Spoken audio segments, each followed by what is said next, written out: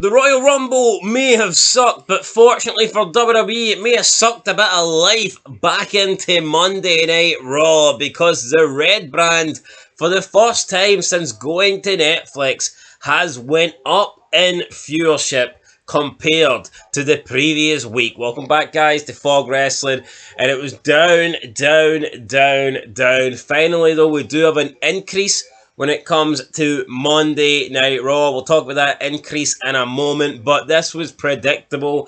I have said to people, I've said in the comments, I've said in videos that I think that we will see Raw go under 2.5. However, it's not going to be over the next month or 2 months, because you're in the build-up to Mania, the road to WrestleMania, Elimination Chamber, Royal Rumble Aftermath, that kind of stuff is going to bring in a little bit more in terms of viewership. We're not going to see a decline, in my eyes, until probably a few Raws after WrestleMania. So I'm not shocked that this Raw has went up. And you know what? I wouldn't even really give them that much credit.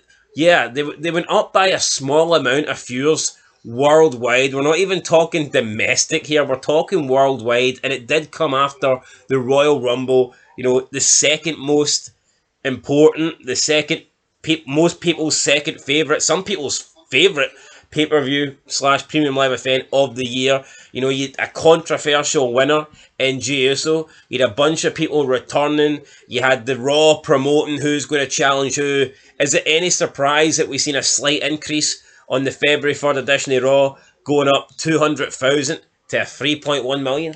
No, absolutely not. As you said, it's predictable. I mean, I think no, I don't think. It's my own opinion. The Rumble is my favourite pay-per-view. It's always the one that Not that Rumble there, Oh, no, not that one. Absolutely not. But, there's people tuning into this show, right? I mean, it's worldwide. We're not just talking about the dumb Yanks, brother. There's people tuning into that Raw thinking they're going to get Reigns. They're going to get Cena. They're going to get the actual fallout to the Rumble. Whereas if you watched the Rumble post-show, you would have knew that Cena was pissing half the hungry, so... Yeah, no, but like back in the day, and I'm sick of saying that, but back in the day, Cena would have been there. He'd have been addressing Jey Uso. He'd have been like, you fucked me out. Pierce would have been like, right, John, you're taking on him in a Chamber qualifying match tonight. We would have had a triple threat segment between Seth Rollins, Roman Reigns, and CM Punk. Reigns wasn't even there, and did Rollins and Punk even interact on this Raw? I'm pretty sure they didn't even do that. It's just like so many things that could have happened didn't happen. And you know what? Not everyone is sad and scrolls through Twitter on WWE or reads the WWE.com, preview for Raw. Not everyone is aware about who's going to be appearing on the show or not. So that's probably another part to play. But also the fact it's the Rumble. And let's be honest, it's up 200,000 worldwide. That's not good. Over a 7-day period. That's boggling. A 7-day period. Yeah. We've seen increases with Raw and SmackDown domestically in America on TV live go up a couple of 100,000 depending on who comes back. The Rock comes back, you get a massive increase. When CM Punk was coming back, you got a massive increase. So going up 200,000 over a 7-day period across the entire world is really not that impressive in my eyes. Yeah, and no why. Another way it's not that impressive, because you look at the 2.9 they got pre-Rumble. They're up 200,000 from that. The Rumble should be drawing more than 200,000. The fallout from the Royal Rumble should be massive. And well, that's the whole point we're making here. I don't think it's impressive because you did 200,000's. No, it's not. But like the least you'd expect. As much as people want to say, "Oh, Jey Uso's right," see if Cena won the Rumble, right, and came out on Raw and challenged Cody Rhodes. Are you telling me it would have done 3.1 million? No, I would have done fucking way more. And I tell you what, see now the fact that this is based over a week and not based off a time slot in a night.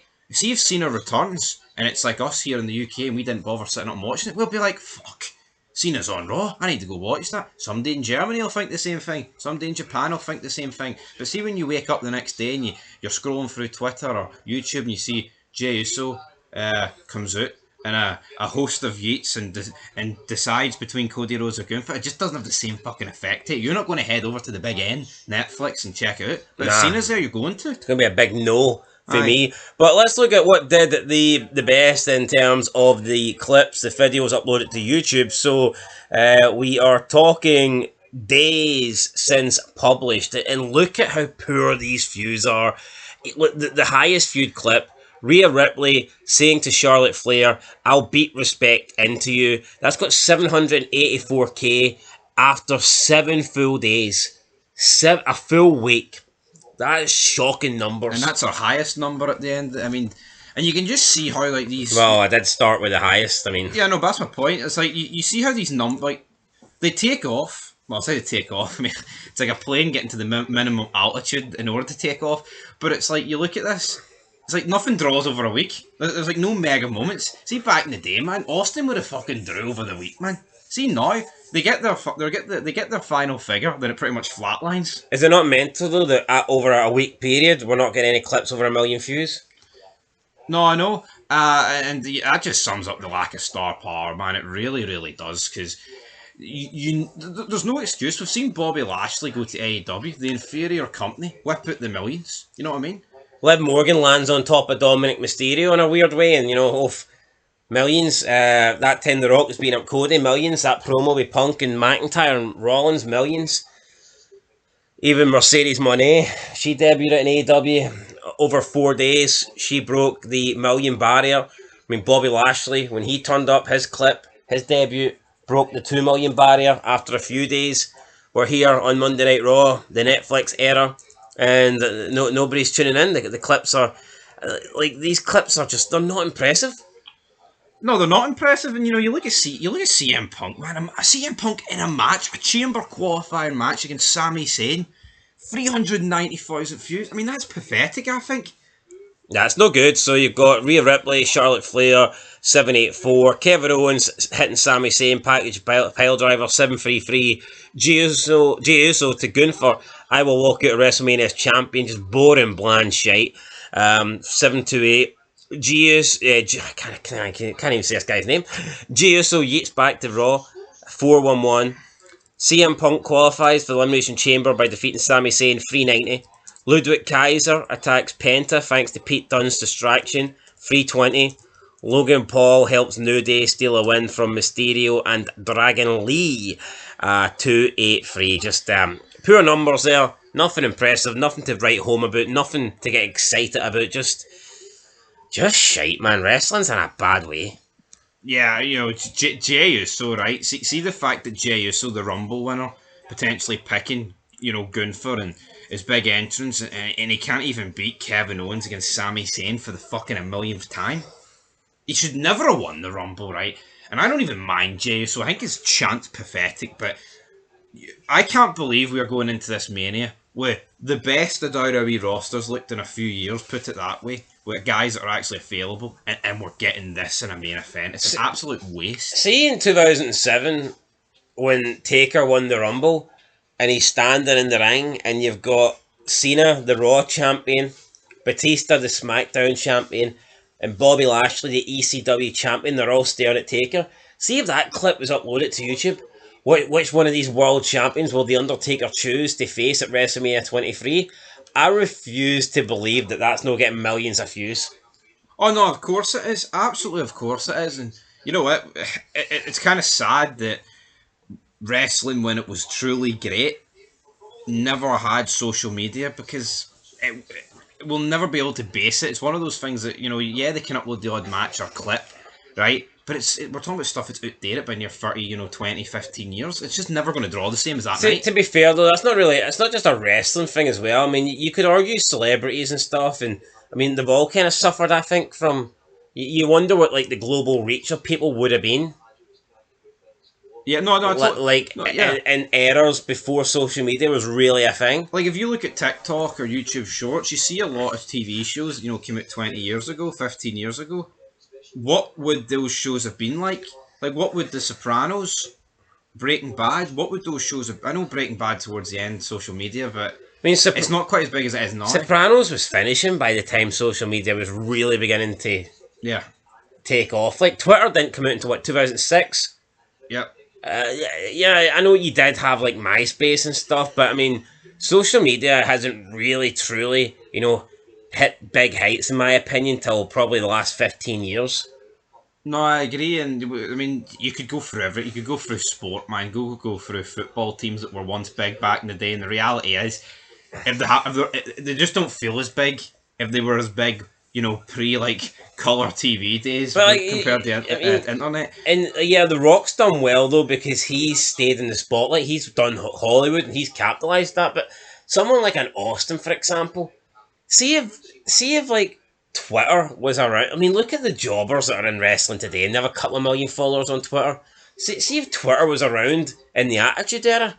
Fucking Austin would have tens of millions of followers. No, but everyone is like every like person of a certain age has got TikTok, right? See TikTok during the Attitude. You'd have seen Austin every third vid doing something, stomp my mud hole. But obviously now it's it's like 30 years out of date, 25 years out of date. You're not going to see it. No, absolutely. So, just a wee rant there on social media. Wee rant there on WWE Raw. The ratings went up. Congratulations, but that's because it was the Royal Rumble post show. The show after the Royal Rumble. We're on the road to WrestleMania. I can't imagine the ratings will go down much. I mean, we may see them dip from some weeks. We may see them go up some weeks. Don't think it's going to be a huge amount. But I'm telling you, see when we get to May, right? Obviously, the Raw after Mania always does well, like it did last year. And then I think depending on what happens on the Raw after Mania, you can ride that wave for a couple of weeks.